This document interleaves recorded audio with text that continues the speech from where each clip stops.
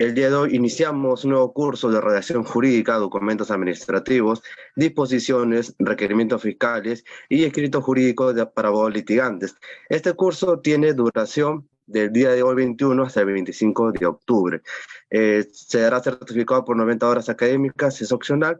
Todas las sesiones que nosotros estamos desarrollando son de ingreso gratuito. Todas las sesiones se mandan por los grupos de WhatsApp y también algunas veces por la página de Facebook. Cualquier información sobre la certificación pueden hacer al número 985-972-395. El curso constará de 6 sesiones. El día de hoy tenemos la primera sesión que tiene como título Redacción de disposición de apertura de investigación y providencia fiscal, que será a cargo del doctor Sergio Emerson Chávez Panduro, quien es abogado con maestría en Derecho y Ciencias Penales por la Universidad Nacional Mayor de San Marcos. Tiene maestría en Derecho Constitucional y Derechos Humanos por la Universidad Nacional Mayor de San Marcos, maestría en Derecho Procesal por la Universidad Privada de San Martín de Porres. Es abogado de la Fiscalía Superior especializada en Delito de Corrupción de Funcionarios de Lima. Muy buenas noches, estimado doctor Emerson. Muchísimas gracias. Muy buenas noches con cada uno de ustedes. Un agradecimiento al diario del abogado por la cordial invitación para estar presente en este importante evento. Vamos a abordar en esta ocasión un tema muy interesante. Vamos a abordar en la sesión que nos toca hablar básicamente sobre la redacción de la disposición de apertura a nivel obviamente de un proceso de investigación. Hoy vamos a darles algunas pautas interesantes sobre cómo debemos redactar de forma adecuada a efectos de poder nosotros en el ámbito jurídico realizar buenas presentaciones. Entonces, sin más preámbulo, porque el tiempo que tenemos también es corto, vamos a empezar entonces hablando sobre la redacción del contexto de las disposiciones de apertura, pero vamos a dar cimientos importantes. Hoy en día, más que en otra ocasión, el abogado, el estudiante de derecho, no solamente pues, sobre todo estoy hablando obviamente del contexto de la rama penal, no solamente debe empaparse en contextos de técnica de litigación oral. Sabemos que la litigación oral es muy importante, hay que saber argumentar, hay que saber oratoria jurídica, hay que saber convencer al juez. Pero eso será solo cuando estamos en la etapa del juicio oral y cuando obviamente estamos en los sistemas de audiencia, ¿no? Una audiencia de etapa intermedia, prisión preventiva, una tutela de derecho, una prórroga de investigación preparatorias, entre otros. En los demás campos, sobre todo en la primera fase que es la investigación, va a ser muy importante que sepamos redactar. Hoy en día los niveles de redacción son enormes. Es más, antes de escuchar a alguien hablar, lo primero que hoy en día se hace es leer lo que redacta y en base a ello tendremos una idea de cuál viene a ser el conocimiento que esta persona tiene. Fíjense ustedes que hasta ese nivel llega la exigencia hoy en día de saber cuán bueno es un abogado, ¿no? Y pues para redactar, como así en la litigación oral se requiere práctica, la redacción también se requiere práctica. Entonces hay un reto. El estudiante de derecho o abogado mínimamente al mes debe redactar un artículo de opinión y cada 2 o 3 meses un artículo jurídico. Ese es el gran reto, ¿no? Entonces, al año, con 5 artículos, más que suficiente, ¿no? Más que suficiente. Pero si nosotros no redactamos y nos pasamos, digamos, leyendo, ¿no? O pasamos estando en las audiencias, entonces va a haber poca praxis en lo que son las exigencias en redacción. Y ahí va a haber el problema porque cuando se presentan denuncias, muchas veces, la denuncia no está muy bien redactada, hay fallas ortográficas, hay una mala utilización de los conectores lógicos, no se utiliza muy bien el punto, no se agrupan muy bien los párrafos, y obviamente dice mucho de quien se entiende, tiene la denominación de ser letrado. Porque ¿a quién le dicen letrado? A los abogados. O sea, el estudiante de derecho va a ser un futuro letrado. Y un letrado no solamente tiene que hablar bien, sino tiene que redactar de una forma adecuada. Y a nivel del Ministerio Público las exigencias son enormes porque a nivel de la primera fase, casi en un 80% se redacta. El otro 20% está relacionado a los sistemas de audiencia.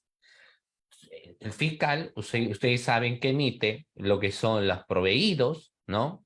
Emite las disposiciones y formula también los requerimientos, es decir, a nivel de la fase del proceso de investigación, se va a redactar muchísimo, ¿no? Se va a redactar muchísimo y hay que estar preparados, obviamente, para esas redacciones. Entonces, hoy en día, uno de los niveles de exigencia enorme que se tiene, doctores, es saber redactar. Es más, estamos obligados a redactar hoy en día. O sea, si tú trabajas en el Ministerio Público y eres fiscal y tú dices, bueno, no, a mí solamente me gustan las técnicas de litigación oral, pues entonces no estás para que seas fiscal, porque el fiscal siempre obligatoriamente va a tener que saber redactar disposiciones, requerimientos y proveídos. Es una obligación, porque así también lo estipula el Código Procesal Penal. ¿Ok? Muy bien. A continuación, vamos a dar algunas recomendaciones brevísimas nada más para poder redactar mejor disposiciones, requerimientos y proveídos. Lo primero es tener que saber la utilización de los conectores lógicos. Miren, los conectores lógicos son importantes porque nos permiten entrelazar un párrafo con otro párrafo. Hay que saber y conocer los conectores lógicos. A veces uno lee un párrafo de 7 líneas, punto final o punto aparte y se empieza el siguiente párrafo con el conector a sí mismo. Nuevamente 5 líneas, punto aparte, y el nuevo párrafo empieza otra vez con el conector a sí mismo. Punto aparte, empieza el nuevo párrafo con también. Punto aparte, también. Y dentro de una redacción de 10 hojas, por ejemplo, encontramos cerca, ¿no?, de una repetición abundante del conector lógico a sí mismo y en muchas ocasiones también en pero. ¿Y esto qué genera? Genera, obviamente, primero llama la atención, porque uno dice, entonces, está existiendo ciertamente quizás falencias de conocer los conectores lógicos. Y vamos a ponerles a prueba, dicho sea de paso, a continuación. Miren, tenemos 51 participantes. Ustedes tienen el chat. Yo les voy a pedir a ustedes, es un reto personal para ustedes, estimados participantes, de poder señalarme todos los conectores lógicos que ustedes conozcan. A ver, muy bien, ustedes tienen el chat y saben que son los conectores lógicos, ¿cierto? Los conectores lógicos se entrelazan una idea con otra idea a través de párrafo. Entonces, el reto está de que ustedes pues me señalen todos los conectores lógicos que conozcan, ¿no? Asimismo, por consiguiente, de esta manera, por ende, pero, o sea, todos los conectores lógicos que nosotros podamos conocer y nos hacemos una autoevaluación. Nos hacemos una autoevaluación. ¿Cuál es el reto? Llegar mínimamente a 10 conectores lógicos. Si tú llegas a 10 conectores lógicos, digamos, bueno, tan mal no estamos, ¿cierto? Pero si yo utilizo solo y llego a 3 conectores lógicos, entonces, ahí todavía hay que tener que seguir aprendiendo sobre los contextos de los conectores lógicos, ¿no? Y ahí lo puedo ver, perfecto. Frank, el doctor Octavio, la doctora Carla, muy bien, excelente con su participación, muy bien, la doctora Cintia, también el doctor Raúl, perfecto. O sea, si llegan a 10, bienvenido sea, ¿no? Y anóteme ahí todos los conectores lógicos que ustedes conozcan. Y miren, eso es la primera recomendación, porque si yo sé mayores conectores lógicos, enriquezco mi redacción. Y como ustedes pueden ver en esta diapositiva, existen clases de conectores lógicos, existe una función de los conectores lógicos y existe obviamente conectores lógicos que hay que utilizar obligatoriamente, ¿no? Brevemente le voy a decir que existen conectores lógicos de clase, como por ejemplo causal, consecuencia, contraposte u oposición, adversativos, adición o orden. Cada uno de ellos tiene su función. Y si ustedes ven el abanico de conectores lógicos, pues encontramos varios, ¿no? Porque, a causa de, puesto que, por ende, por esta razón, por lo tanto, en consecuencia, pero más, aunque, si no, sin embargo, aunque, pero, a la inversa, recíprocamente, otra vez, en primer lugar, en segundo lugar, ¿no? Por último, en último lugar, en fin, finalmente. Entonces, fíjense que existe pues más incluso de 50 conectores lógicos que nosotros debemos conocer. Eso va a ayudarnos a enriquecer al momento, por ejemplo, que uno redacte ya requerimientos fiscales. cuando ya redactamos formalizaciones, ¿no? Entonces ahí como van a ser redacciones más amplias, entre 48, 60, 70 hojas, dependiendo obviamente del tipo de investigación que desarrollamos, pero ahí vamos a tener que tener una nutrida contexto de utilización de conectores lógicos de todas maneras. Entonces, la primera recomendación es conocer y dominar los conectores lógicos. Siguiente, se ha observado también muchos textos redactados, pero pues le sacan la vuelta a la tilde. O sea, no ponen la tilde. Y la tilde resulta siendo muy importante porque es muy diferente decir papa con decir papá. Obviamente decir papá lleva pues la rayita oblicua. Y si no lo ponemos ello, entonces dice papa, ¿no? Entonces hay que tener en cuenta que el uso de la tilde, a veces se ven varios textos redactados, ¿no? Que hay cierta buena motivación, pero si no pones la tilde, entonces ahí también tenemos el problema. Ahora, ya para recordar, sabemos que las palabras que llegan tilde y se denominan agudas son aquellas que terminan en NS y en vocal.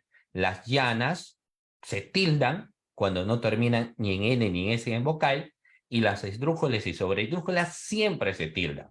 Cuando hay que redactar una disposición, un requerimiento o un proveído, aparte de la utilización de los conectores lógicos que hace un momento hemos señalado, no nos olvidemos de la tilde. A veces pareciera que la tilde no es importante al momento de redactar y lo veamos y ya cambia muchas veces todo el sentido del texto en redacción.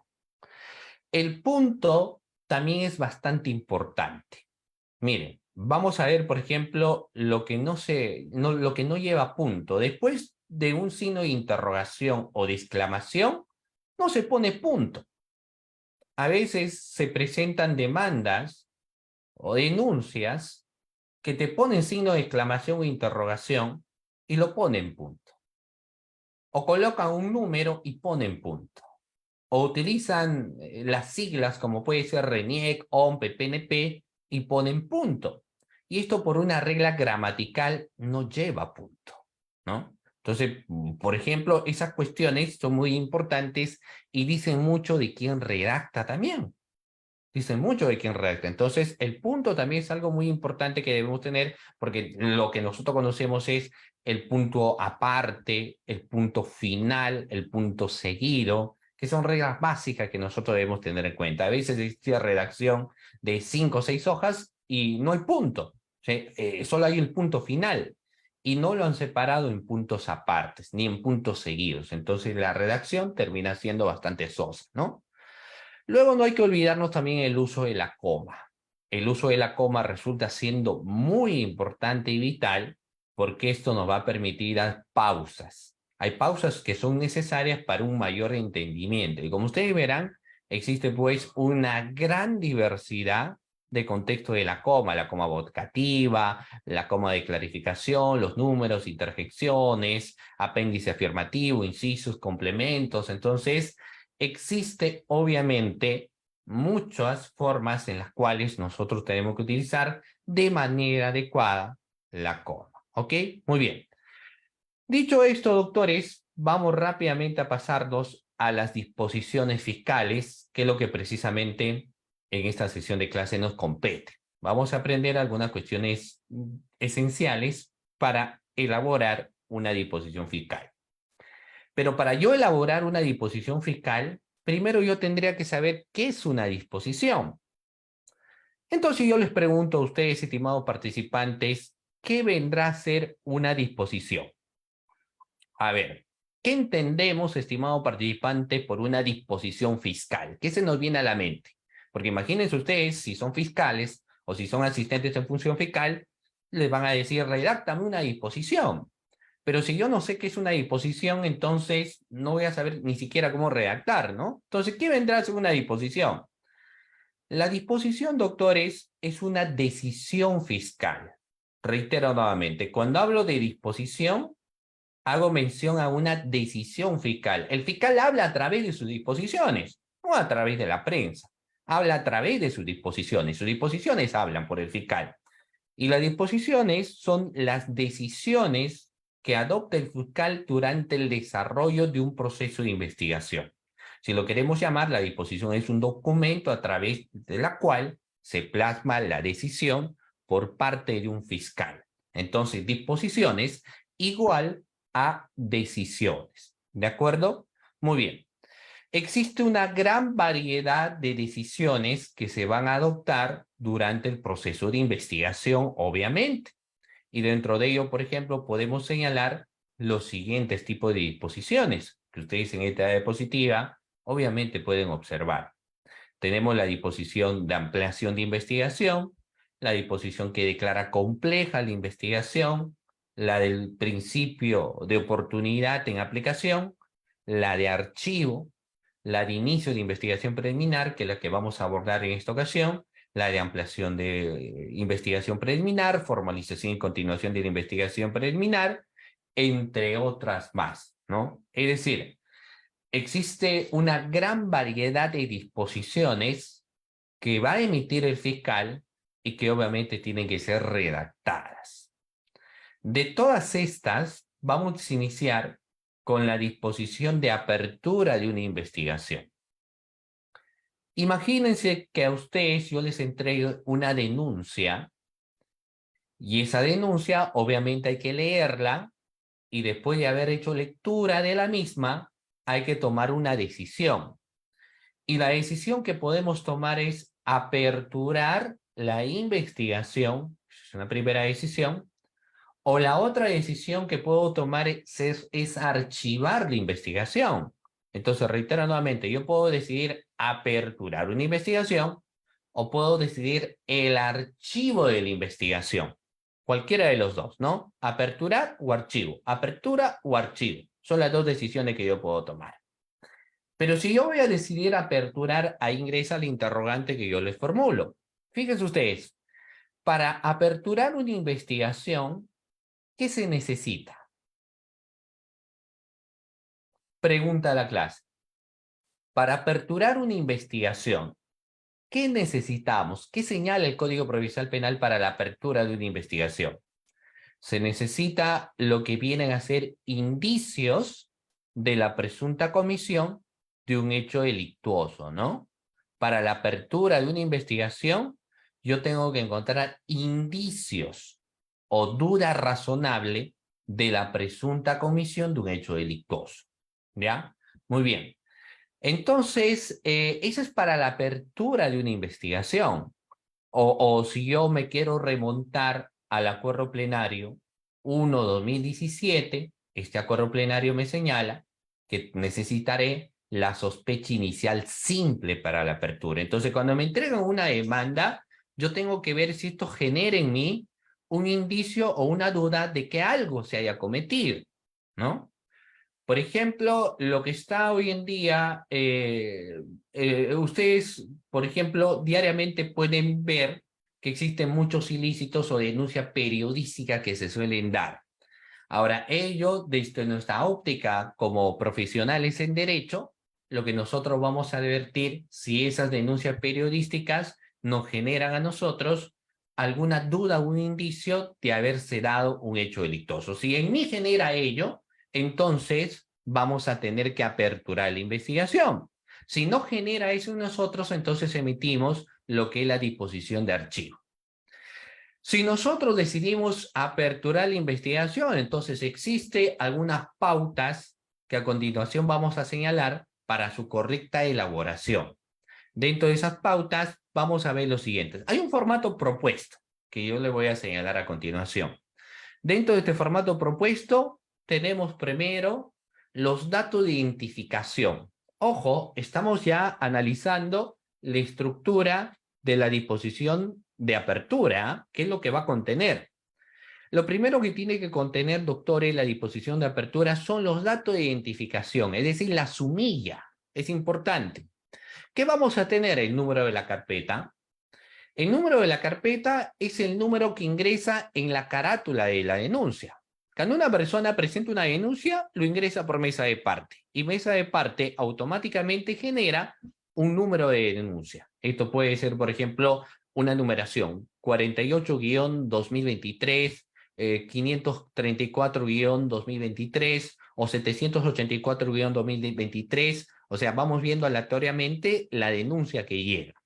Eso viene a ser el número de la carpeta fiscal, o si algunos lo suelen denominar también expediente fiscal. Ese es el número. Luego tendremos que poner el nombre completo de los imputados. Vamos a ver, si yo tengo 3 imputados, entonces tendré que poner el nombre de los 3 imputados. Pero ¿qué es lo que sucede si es que yo tengo que aperturar una disposición proveniente de un caso de crimen organizado o proveniente de un caso, por ejemplo, de lavado de activos? En el caso de estos hechos delictuosos, vamos a advertir que lo que existe es pluralidad de imputados, varias personas sometidas al proceso de investigación. Entonces podemos tener cerca de 30 investigados, 40 investigados, 50 investigados. Entonces, si yo tengo esa cantidad de investigados, no lo voy a poner todos en el nombre de imputados, ¿no? Porque me quedaría enorme, casi como una hoja. Entonces pondré solamente 2 y luego pondré y otros.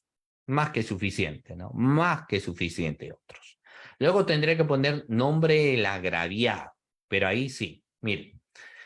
¿Qué sucede si el agraviado se encuentra, pero por un delito contra la libertad sexual, ¿no? Es un agraviado por un delito contra la libertad sexual. La pregunta es, ¿no? ¿Tendré que poner su nombre completo de quién es agraviado, por ejemplo, en un delito de violación? ¿Qué opinan? En un agraviado por un delito de tocamientos indebidos, obviamente, todo su nombre ponemos, doctores, ponemos todo su nombre, si es una persona, por ejemplo, que ha sido agraviada, ¿no? Por un delito de tocamientos indebidos, por un delito de actos contra el pudor, ¿vamos a poner todo su nombre? No, ¿cierto? Se entiende que hay que tener que proteger la integridad, la indemnidad también, ¿no? De una persona que ha sufrido la lesión a su bien jurídico tutelado, que viene a ser la libertad sexual. Entonces solamente vamos a poner sus iniciales. JKL, RQM, o sea, solamente sus iniciales. No vamos a poner todo su nombre. Y esto tiene una repercusión incluso también que a lo largo del proceso se va a dar. Si este caso de un delito contra la libertad sexual llega, por ejemplo, al estadio del juicio, en el juicio sabemos que se caracteriza esto por ser público. Pero, ¿qué sucede si es un caso contra la libertad sexual? Entonces, ahí la declaración de quién es víctima se hará, por ejemplo, con la reserva respectiva. Entonces, eso va a suceder cuando tengamos que poner la inicial del agraviado, ¿no? Muy bien. Ahora, volvemos al nombre del imputado. Fíjense ustedes, estimados participantes, que no siempre, cuando alguien presenta la denuncia, identifica a quién es el autor. Por ejemplo, puede ser que una señorita esté denunciando a 2 sujetos quienes la han asaltado. Y lo que ella sabe es que estaban con cascos y no sabe ni quiénes son, sabe datos característicos de esas personas, pero nunca los ha visto en su vida, ¿no? Entonces, en ese sentido, cuando se pone el nombre de los imputados, no vamos a saber quién es. Entonces ahí ingresa mi segunda pregunta. Mire, si yo no tengo nombre de los imputados, ¿qué pondremos, doctores? Si yo no logro tener nombre de los imputados, ¿qué habrá que poner, doctores, si no tengo nombre de los imputados? ¿Cómo hago? ¿Cómo hacemos en ese? Algo tenemos que hacer, obviamente, ¿no? Pero si no tengo el nombre de los imputados, tendré que poner, por ejemplo, acá, ¿no? ¿Qué tendremos que poner? Los famosos LQR, ¿no? Ahora, sí es cierto, se puede poner LQR, pero lo que es recomendable por reglas de redacción es poner lo que resultan responsables, no LQR, porque toda redacción de esta magnitud está dirigida sobre todo en el sentido de que sea muy sencilla y cualquier persona que lo lee puede entender. Si yo pongo un inicio LQR, posiblemente me pierda y diga que viene a hacer esto. Entonces tendré que poner lo que resulta responsable, inicio de la investigación, contra todavía sujeto que no los he identificado. Luego hay que poner el delito atribuido, ¿no? El número de disposición fiscal, que por lo general, si es apertura, siempre el número es 1 y hay que poner 01, ¿no? Por lo general. A menos que hayamos hecho, digamos, el secreto inicial de la investigación, entonces posiblemente el número de carpeta sea 2. Luego hay que poner el lugar, ¿no? Donde se esté emitiendo y la fecha. Todos estos datos, doctores, forman parte de la sumilla que necesariamente tiene que tener nuestra disposición de apertura, ¿no? Número de la carpeta, nombre del o de los imputados, ¿de acuerdo? El nombre del agraviado. Hemos dicho que cuando se trata de delitos contra la libertad sexual, entonces en el caso de los nombres de los agraviados, se pondrá solamente con iniciales. Luego hay que poner el delito atribuido, o sea, qué tipo penal se le imputa, el número de la disposición fiscal, que en realidad tiende a ser el número 01, y luego pondremos el lugar y también la fecha correspondiente, ¿ya? Eso viene a ser, doctores, respecto a lo que son los datos iniciales, ¿no? Muy bien, vamos a ver, acá nos dice, podría pensar que es un menor de edad. Eh, bueno, no se pone básicamente aquí los contextos de edad, ¿no? O sea, al final no sabemos, porque claro, puede ser un delito de violación con una persona menor de edad. Entonces, si es un menor de edad, en los datos de identificación del agraviado, cuando formulamos la acusación, ahí sí vamos a poner la edad, pero siempre vamos a poner las siglas. Ahora, todo este tipo de disposiciones se da contra quien es mayor de edad, porque ustedes saben que los menores no cometen delitos, sino cometen infracciones a la norma. Luego, después de haber anotado, doctores, los datos de identificación que forman parte de la sumilla, vamos a pasar a la justificación normativa. ¿Por qué? Toda disposición fiscal tiene que estar debidamente motivado y para ello tenemos que tener un respaldo de lo que viene a ser el código. Y para iniciar la investigación existe pues un respaldo normativo. Dicho respaldo normativo lo encontramos en los artículos 329, inciso 2, 330, inciso 3, 334, inciso 2 del Código Procesal Penal, ¿no? Donde nos señala que el fiscal provincial es competente para iniciar de oficio una investigación preliminar cuando tiene conocimiento de un delito. Ahora, algo bastante interesante aquí. En esa justificación normativa, como es una apertura, hay que determinar por lo general, por regla general, las disposiciones de apertura terminan siendo inicialmente consideradas como caso simple. Inicialmente. Por eso es muy frecuente que el fiscal, cuando empieza una investigación, suele investigar por 60 días iniciales. Ahora, puede el fiscal, si lo considera necesario, empezar por 90 o en muchos casos por 120, pero por lo general empieza por 60 días porque la disposición de apertura va a permitir que se desarrollen actos de investigación urgentes e inaplazables y se considera pues 60 días, es decir, un promedio de 2 meses, tienen a ser más que suficientes. ¿De acuerdo? Muy bien. Ahora, vamos a ver aquí. En los hechos es lo que vamos a ver el tema de redacción. Fíjense, ¿cómo vamos a empezar a redactar? Bueno, para empezar a redactar, estimados participantes, hay que tener que hacernos 3 interrogantes para iniciar la redacción. La primera interrogante que tenemos que poner será ¿cuándo? ¿Ya? Cuando empezamos a formularnos la primera pregunta al momento de redactar, tenemos que señalar cuándo. Luego hay que responder el interrogante ¿dónde? ¿Dónde se suscitaron los hechos? Y luego de dónde, finalmente, hay que respondernos la última interrogante, ¿cómo? O sea, cuando empezamos cualquier redacción fiscal, doctores, hay que empezar respondiéndonos esas 3 interrogantes, ¿ok?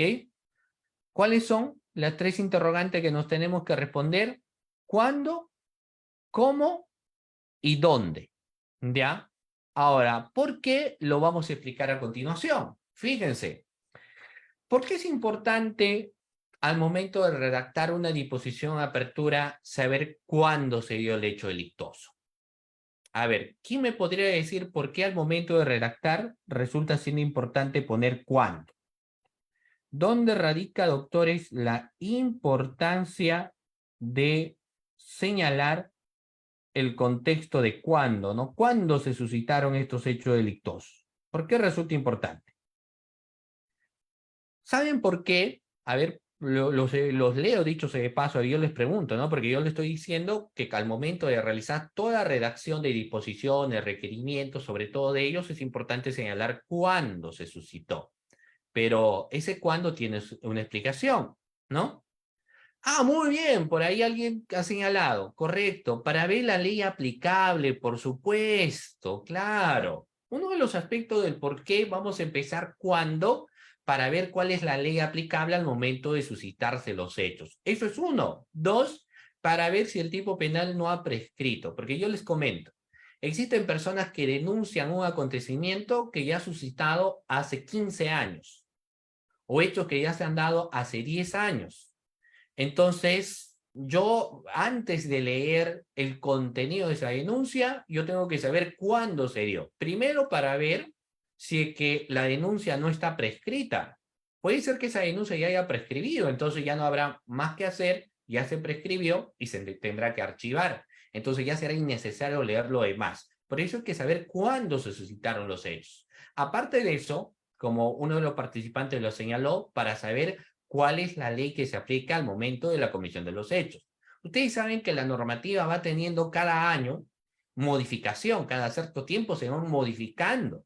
Entonces, si el suceso, por ejemplo, les comento, miren, por ejemplo, si hay un hecho de colusión que se ha suscitado en el año 2000, yo no voy a poder aplicar el artículo actual, porque el artículo actual del delito de colusión ha tenido una modificatoria en el año 2021. Es la que está vigente en estos momentos, pero eso no será el tipo penal de aplicación, sino que el tipo penal de aplicación será la del año 2020. Por eso es que resulta siendo importante también saber cuándo se ha suscitado. Dos, ¿por qué creen que es importante saber dónde se suscitó? ¿Por qué es importante saber dónde se suscitaron los hechos al momento de redactar? Para ponernos obviamente en un contexto del lugar, ¿cierto? Y aparte de eso, inicialmente uno cuando va leyendo la denuncia, necesitamos saber dónde ha suscitado para ver si tenemos competencia o no tenemos competencia.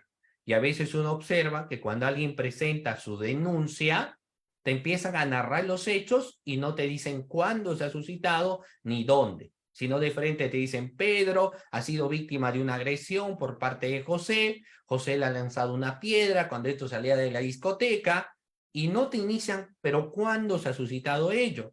¿Y dónde? Bueno, si bien es cierto, te dice una discoteca, pero no hace una precisión dónde queda la discoteca. Entonces, por ende, toda demanda, por ejemplo, que uno presenta, sería interesante que uno empiece con esa primera pregunta, ¿cuándo? No, que me pongan, por ejemplo, el 18 de octubre, y no, mira, les comento algo. No hay que poner el presente año, y mucho menos cuando estamos en una investigación penal, porque la investigación toma su tiempo. Cuando alguien pone en su demanda, ¿no? Los hechos suscitaron el 14 de octubre del presente año, pero ya cuando yo leo ese caso el siguiente año ya no es el presente año, entonces lo que se recomienda es poner el año completo, no el presente año, ¿no? Sino el año completo. Y luego, ¿dónde? Para saber el contexto y para saber si yo soy competente. Quizá yo no sea competente de esos hechos, ¿no? Entonces se va a terminar derivando. Por eso hay que saber dónde. Y luego, miren, ingresa el contexto de cómo.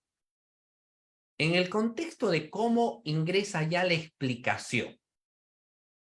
Ingresa ya la explicación. Tienes que narrar. Toda narración en una disposición, pregunta sencilla, toda narración de una disposición se hará en primera persona o en tercera persona. Si tú, por ejemplo, como fiscal o asistente de función fiscal, te ha llegado la denuncia que incluso la denuncia cuando lo presente el abogado, no lo hace en primera persona. Pero si tú vas a redactar, tu redacción será en primera persona, obviamente que no, sino será en tercera persona. Y fíjense, para un mejor orden, cuando ya empezamos la redacción de cómo, debemos buscar que nuestra redacción sea señalando circunstancias precedentes, circunstancias concomitantes y circunstancias posteriores. Si bien es cierto, el Código Procesal Penal establece que esas circunstancias precedentes, concomitantes y posteriores solo se va a dar cuando tenemos que formular una acusación o cuando tenemos que requerir una acusación. Hoy en día ya se está aplicando todo ello cuando se formaliza.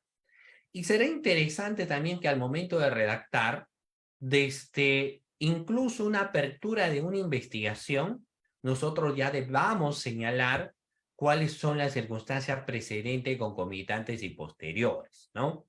Las circunstancias precedentes son como una especie de antecedente de los sucesos. O sea, quiénes han participado, cuáles son su nombre. Precisamente las circunstancias precedentes en la que nosotros ponemos cuándo y dónde.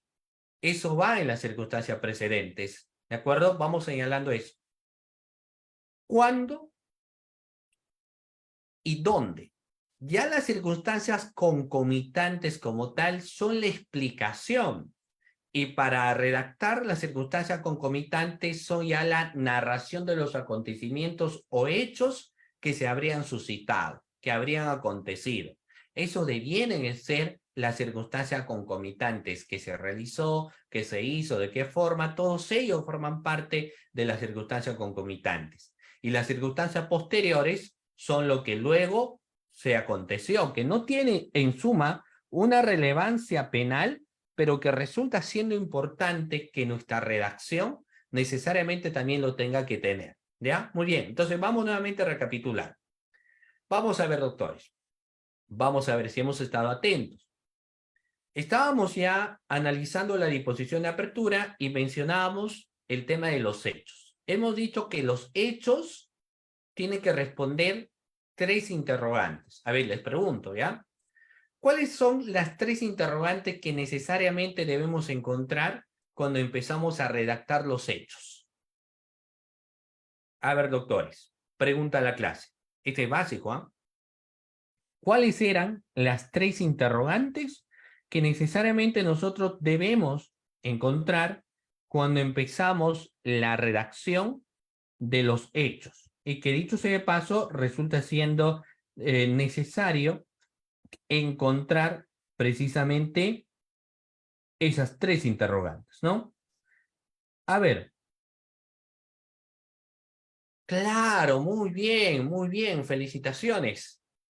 Las tres interrogantes, no nos olvidemos, va a ser cuándo, luego será dónde y cómo. Ahora, desde ahora, cuando ustedes empiezan a redactar en algún momento una disposición de apertura, estas tres tienen que ser las interrogantes: cuándo se dio, dónde se dio y cómo se suscitaron los hechos, es decir, el desarrollo del mismo, ¿ya? Siguiente pregunta. Cuando yo empiezo ya a la redacción cómo, ¿no? Yo tengo que buscar en lo posible tener que hacer una redacción precisa de hechos concomitantes. Es decir, ¿qué aconteció? Explicando detalles. Hay que ser muy detallosos cuando empezamos a redactar. No hay que obviarnos de ningún tipo de detalle inicialmente. Hay denuncia, por eso lo que se pide también que cuando alguien va a denunciar algún acontecimiento tenga que señalar los detalles del caso en concreto. A veces solamente te ponen, se denuncia a Joaquín quien disparó a Pedro. Y incluso no te ponen ni la fecha, ¿no? Entonces hay que tener que citarlo para decir cuándo ha sido. ¿Dónde? ¿No? Que nos den algún dato, alguna referencia.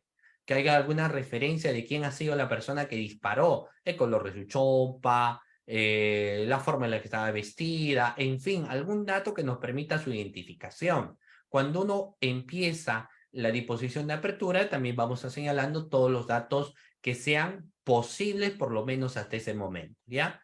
Entonces, todo eso forma parte, doctores, de lo que precisamente viene a ser nuestro contexto de redacción, pues, inicial que debemos tener en cuenta. ¿Ya? Vamos a pasar acá a lo siguiente.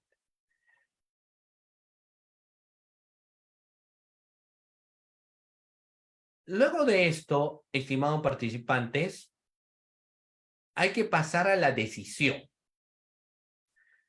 Cuando empezamos, después de haber redactado esos hechos de los acontecimientos que yo les he mencionado, ingresa, por ejemplo, la fase de decisión. Obviamente, si ya me ha generado en mí una duda o una sospecha de la presunta comisión de un hecho delictuoso, entonces ese caso se va a aperturar. Se va a aperturar contra quienes se ha identificado o contra los que resultan responsables por un plazo inicial que son de 60 días. Pero algo que resulta bastante importante, tengo que disponer la realización de actos de investigación. ¿Ok? Reitero nuevamente. Tengo que disponer la realización de actos de investigación. Y vamos a ver, miren, les voy a contar rápidamente un suceso brevísimo y ustedes me van a señalar qué actos de investigación ustedes como fiscales podrían, por ejemplo, disponer. Ya, reiteradamente, ustedes me van a señalar qué actos de investigación podría, pues, tener a bien de disponer, estimados participantes. Vamos a ver entonces ese contexto a continuación. Miren, vamos a ver. El hecho es el siguiente. Pablo tenía que llegar al aeropuerto porque un familiar suyo estaba viajando. Y Pablo, para cortar camino, ingresa a un callejón oscuro. En ese callejón oscuro habían unos delincuentes, 3 delincuentes que estaban con pasamontaña en ese callejón. Cuando Pablo ingresa, los 3 delincuentes se abalanzan sin piedad en él, intentan despojarlo de todo lo que él posee. Pablo forcejea con ellos, eso es un craso error, porque cuando alguien te ataca, mejor que se llevan todo. Pablo no quería soltar su mochila, así que uno de los delincuentes saca un arma punzocortante y se va y lo asesta 2 puñaladas en el pecho y uno en el cuello. Así que Pablo cae. Estos acontecimientos son advertidos por 2 personas que se encontraban cerca de ahí. Una señora que vendía emolientes cerca de la esquina del callejón y un señor que vendía golosina. Ellos son los que finalmente socorrieron o intentaron socorrer a Pablo, quien ya falleció poco después. Pero, ¿qué es lo que sucedió? Cuando los delincuentes estaban escapando, tumbaron el arma, es decir, el cuchillo que habían utilizado para matar a Pablo. Aparte de ello, uno se tropezó, se cayó, así que se quitó la pasamontaña, lo cual fue captado por una cámara de videovigilancia. Se subieron a una camioneta, los 3, y se fueron sin rumbo conocido. Esos son los hechos que obviamente habría que calificar, por ejemplo, en un delito de homicidio calificado, ¿no? O sea, esos sucesos habría que tipificarlo dentro de lo que viene a ser el contexto, por ejemplo, de homicidio calificado. Pero veamos ahí lo siguiente. La pregunta es, a usted como fiscal, ¿qué actos de investigación podría disponer en su apertura? A ver, pregunta a la clase. ¿Qué actos de investigación podrían disponer cuando uno apertura una investigación?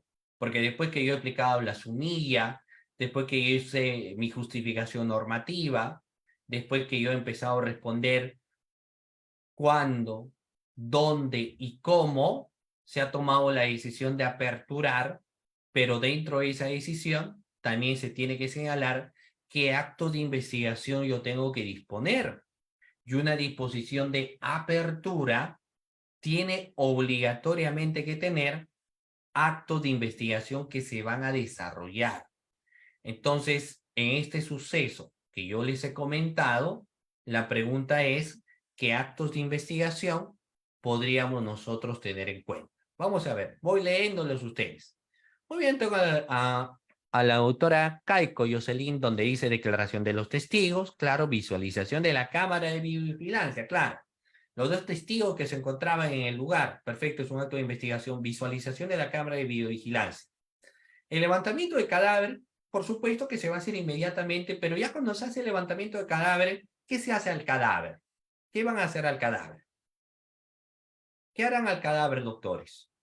Hay que saber la causa de su muerte, hay que saber cómo ha muerto. Entonces existirá un informe de necropsia, ¿no? En ese informe de necropsia nos va a señalar la causa de la muerte, verán dónde fueron los cortes y todo demás. Y en esa escena del delito se ha encontrado, pues, el arma homicida. ¿Qué haremos con el arma homicida? Por ejemplo, ahí tú tienes el arma homicida. Y como fiscal, ¿qué dispondrías sobre el arma homicida? ¿Qué podría disponer sobre el arma homicida, estimados participantes? Bueno, el levantamiento del secreto de las comunicaciones, pero ¿de quién? Si no sabes quiénes han sido. Claro, podría ser el occiso para ver con quién se ha comunicado. Podría ser, ¿no? Pero hay algo bastante interesante. Lo que hay que hacer inmediatamente, por ejemplo, ¿no? Un informe de balística, bueno, en este caso ha sido la muerte por puñaladas. Entonces, lo que rápidamente hay que hacer es tomar las declaraciones de los dos testigos que se han encontrado en ese lugar, convocándoles a citarles a la fiscalía bajo apercibimiento de traerlo de grado o fuerza. Dos, la cámara de videovigilancia para que nos haga ver los sucesos y acontecimientos. Luego, como la cámara ponchó, digamos, el automóvil y la placa, ver a quién pertenece esa placa. Dos, el arma, vamos, como no sé, porque por más que si nosotros encontramos un arma, obviamente el arma tiene huellas, pero yo no voy a saber esas huellas a quién le pertenecen. Entonces, lo que yo tengo que hacer es disponer la remisión del arma a la oficina de bienes incautados, ¿no? La oficina de bienes incautados tendrá el arma para que luego cuando se tenga un sospechoso podamos hacer la pericia correspondiente y determinar si las huellas en ese arma le pertenecen o no lo pertenecen, ¿no? Entonces, fíjense ustedes, doctores, que ya en la parte final lo que se termina poniendo son los actos de disposición de hechos o diligencias que necesariamente se van a tener a bien de realizar, ¿no? Se van a tener a bien de realizar, ¿ok? Muy bien, entonces no nos olvidemos ese detalle, ¿ok, doctores? Entonces recapitulamos rápidamente. Nuestra disposición de apertura para su inicio debe generar en nosotros un indicio o una duda razonable. Luego de ello, empezamos los datos de identificación que forman parte de la sumilla, tiene que estar todos los datos, ¿no? La justificación normativa, que ya la ley lo señala, y en el plazo por lo general son 60 días, pero podemos empezar 120 días. Cuando empezamos a entablar los hechos, en los hechos hay que responder las tres interrogantes que yo les he señalado, como venían a ser cuándo, cómo, no, o dónde y cómo. Esas tres interrogantes. Y finalmente, la decisión fiscal, que es obviamente aperturar la investigación, porque eso se decide, o sea, se decide en este caso la apertura de la investigación, pero también hay que plasmar las diligencias que se tienen que llevar a cabo. ¿De acuerdo? Que se tienen que llevar a cabo.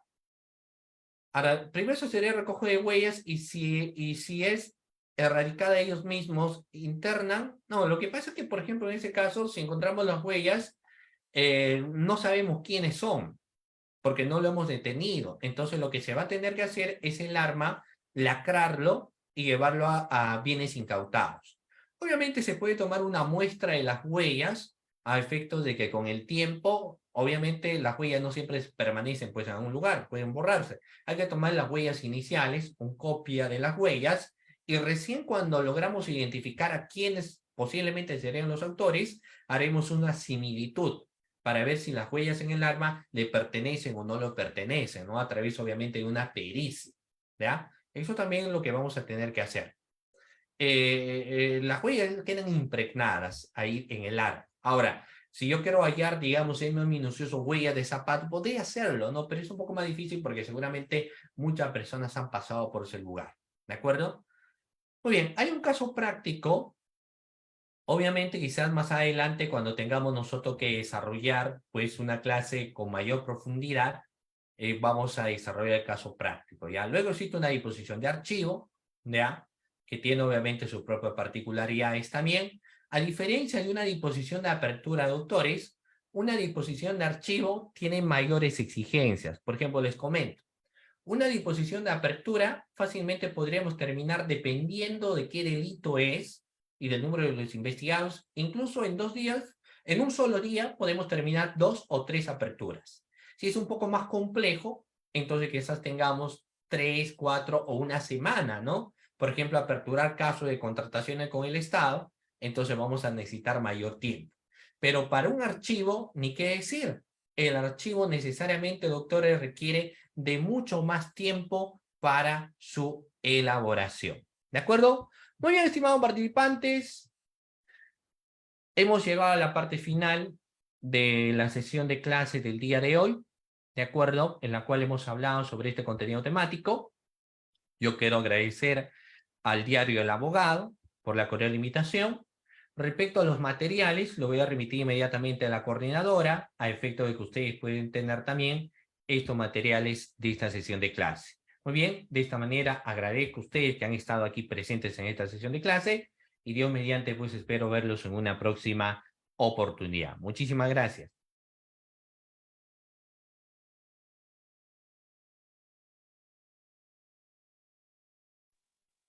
Muchas gracias, estimado doctor Sergio Emerson. Agradecemos también a los participantes que han estado presentes el día de hoy. Agradecemos su ponencia, ha sido muy interesante y esperamos contar con usted en próximos cursos que podemos aperturar. Muchas Muchas gracias, gracias. doctor. Muchas gracias a ustedes.